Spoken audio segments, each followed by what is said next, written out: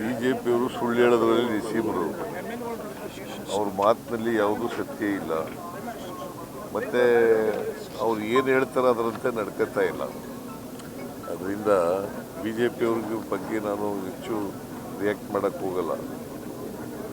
ನಾವು ಈ ಕ್ಷೇತ್ರದಲ್ಲಿ ಅವರು ಸೋಲ್ತೀವಿ ಅಂತಕ್ಕಂಥ ಭಯದಿಂದ ಹಂಗೆಲ್ಲ ಬಾಯಿಗೆ ಬಂದಾಗೆಲ್ಲ ಮಾತಾಡ್ತಾರೆ.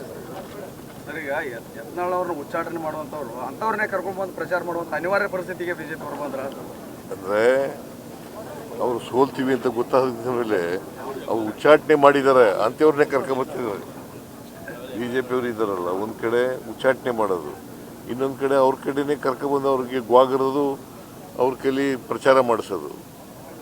ಸೊ ಇದು ದ್ವಂದ್ವ ನೀತಿ ಅಲ್ವಾ ಸರ್? ಕೇಂದ್ರ ಸರ್ಕಾರ ಈಗಾಗಲೇ ಹೀನಾಯ ಸ್ಥಿತಿಗೆ ಅಷ್ಟೊಂದು ಹೀನಾಯ ಸ್ಥಿತಿಗೆ ತಲುಪ್ತಾ ಅಂತ ಉಚ್ಚಾಟನೆ ಮಾಡೋದು, ಅವ್ರ ಬಗ್ಗೆ ಮಾತಾಡೋ ಮಾತು ಅವ್ರನ್ನೇ ಕರ್ಕೊಂಡು ಬಿಜೆಪಿ ಯಾವಾಗ ಹೀನಾಯ ಸ್ಥಿತಿಯಲ್ಲಿ ಕರ್ನಾಟಕದಲ್ಲಿ ಇರೋದು.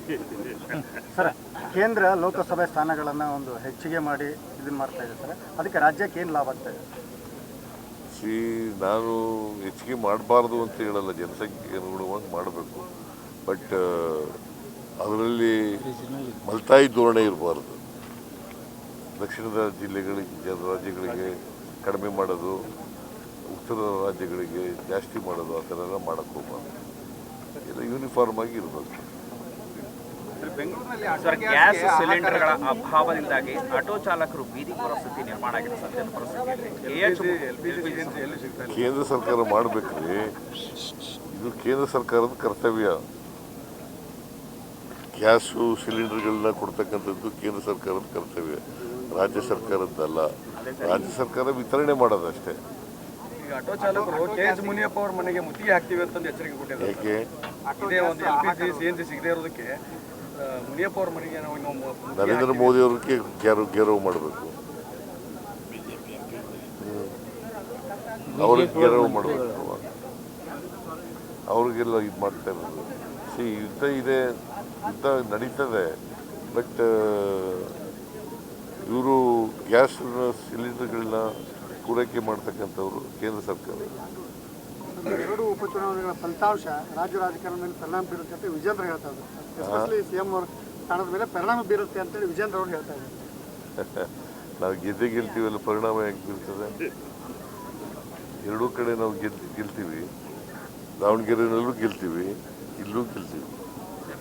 ವಿ ಸೋಮಣ್ಣ ಅವರು ಇಲ್ಲಿ ಕಾಂಗ್ರೆಸ್ ಅಭ್ಯರ್ಥಿ ಸೋಲ್ತಾರೆ ಅನ್ನುವಂಥ ಬೈಕ್ಗೆ CM ಅವ್ರನ್ನ ಕರೆಸಿ 5 ದಿನ ಇಲ್ಲಿ ಟಿಕಾಣಿ ಹೋಗುವಂಥದ್ದು ಅಸಹ್ಯಕರ ಅಂತೇಳಿ ವಿ ಸೋಮಣ್ಣ ಅವರು. ಸರ್, ಅವ್ರಿಗೆ ಕ್ಯಾಂಪೇನ್ ಮಾಡಲಿಕ್ಕೆ ಸಮಯ ಇಲ್ಲ, ಅವ್ರು ಸೋಲ್ತೀವಿ ಅಂತ ಗೊತ್ತಾಗಿದೆ. ಅದಕ್ಕೋಸ್ಕರ ಸೋಮಣ್ಣ ಬರ್ತಾ ಇಲ್ಲ ಇಲ್ಲಿಗೆ. ಬಂದಿದ್ರು ಹೋಗ್ತಾರೆ, ಮೋದಿ ಅವರು ಇನ್ನೊಂದು 15ರಿಂದ 1 ತಿಂಗಳ ಕಾಲ ಅಷ್ಟೇ CM ಅವರ ಅವಧಿ, ಆಮೇಲೆ ಅವರು ಹೊರ ಹೋಗ್ತಾರೆ ಅಂತ ಮಾತಾಡಿದ್ರು. ಯಾರು? ಸುದ್ದಿಗೋಷ್ಠಿ. ಸೋಮಣ್ಣ ಹೈಕಮಾಂಡ, ಕರ್ನಾಟಕ ಕಾಂಗ್ರೆಸ್ ಹೈಕಮಾಂಡ್ ಏನು ನಮ್ಮ ಹೈಕಮಾಂಡ್ ಏನು ತೀರ್ಮಾನ ಮಾಡ್ತಾರೆ ಅದರ ಪ್ರಕಾರ ನಡ್ಕೊಳ್ಳೋದು. ಸೋಮಣ್ಣ ಯಾರು? BJPನಲ್ಲಿ ಇರ್ತಕ್ಕಂಥ ಕೆಲಸ ಇಲ್ಲದೆ ಇರ್ತಕ್ಕಂಥ ಮಂತ್ರಿ. ಅವ್ರು ನಿಂಗೆ ಗೊತ್ತಾ? ನಿಮಗೆ ಸ್ಟೇಟ್ ಮಿನಿಸ್ಟರ್, ಅವ್ರು ಯಾವ ಫೈಲು ಹೋಗಲ್ಲ. ಸರ್, ತಮ್ಮ ಬಜೆಟ್ನಲ್ಲಿ ಅಲ್ಪಸಂಖ್ಯಾತರಿಗೆ ಹೆಚ್ಚು ಕೊಟ್ಟಿದ್ದಾರೆ ಅಂತ ಹೇಳಿ ನಿನ್ನೆ ಯತ್ನಾಳ್ ಅವರು ಟೀಕೆ ಮಾಡುವಂಥ ಕೆಲಸ ಮಾಡ್ತಾರೆ. Are they not the citizens of this country? ಅವ್ರು ಎಷ್ಟು % ಇದ್ದಾರೆ ಗೊತ್ತಾ ನಿಮಗೆ? More than 14%. ಬಜೆಟ್ನಲ್ಲಿ ಎಲ್ರಿಗೂ ಕೊಟ್ಟಿದ್ದೀವಿ, ಅವ್ರಿಗೂ ಕೊಟ್ಟಿದ್ದೀವಿ. ಸರ್, ಬಿಜೆಪಿಗರಿಗೆ ಮೇಲಿನ ಮೇಲೆ ನಿಮ್ಮ CM ಸ್ಥಾನದ ಮೇಲೆ ಡೆಡ್ಲೈನ್ ಕೊಡ್ತಾ ಹೋಗ್ತಾ ಇದ್ದಾರೆ. ಇದು ಯಾಕೆ ಅವ್ರಿಗೆ ಈ ರೀತಿ ಕಾಡ್ತಾ ಇದೆ ಅಂತ? ಯಾಕಂದ್ರೆ DK ಶಿವಕುಮಾರ್ ಅವ್ರು ಈಗಾಗಲೇ ಬಟ್ಟೆ ಹೊಲಿಸ್ಕೊಂಡು ರೆಡಿ ಆಗಿಬಿಟ್ಟಿದ್ದಾರೆ ಅಂತ ಹೇಳ್ತಾರೆ. ಅದು ಏನು ಈಗಾಗಲೇ ಉತ್ತರ ಕೊಟ್ಟಿದ್ದೀನಿ ನಾನು. BJP is not hour high command. Congress high command is Rahul Gandhi, Mallikarjun Kharge ಅವರು, ಸೋನಿಯಾ ಗಾಂಧಿ, ಪ್ರಿಯಾಂಕಾ ಗಾಂಧಿ.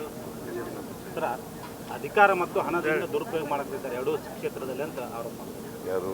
ಬಿಜೆಪಿ ಅವರು ಎರಡು ಕ್ಷೇತ್ರದಲ್ಲಿ ಅಧಿಕಾರ ಮತ್ತು ಹಣದ ದುರುಪಯೋಗದಿಂದ ಗೆಲ್ಲುವಂತ ಏನಾದ್ರು ಅಧಿಕಾರ ದುರುಪಯೋಗ ಮಾಡ್ಕೊಂಡಿದ್ರೆ ಅದು ಬಿಜೆಪಿಯವರು, ಹಣ ದುರುಪಯೋಗ ಮಾಡ್ಕೊಂಡಿದ್ರೆ ಬಿಜೆಪಿ.